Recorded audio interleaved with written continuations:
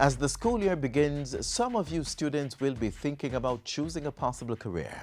This may be overwhelming as there are so many choices. Some may not know where to start. Well, start by not stressing too much about it. Although it is important to have an idea about what you want to do in the future, most persons travel down many paths before arriving at their destination.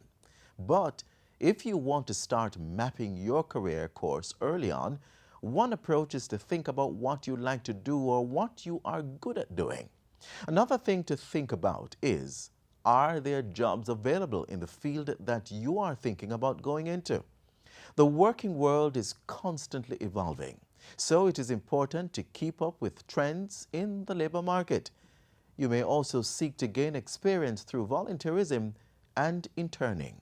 Though it may take some time arriving at a final decision, remember, a profession should not only allow you to pay the bills, but should also be personally fulfilling.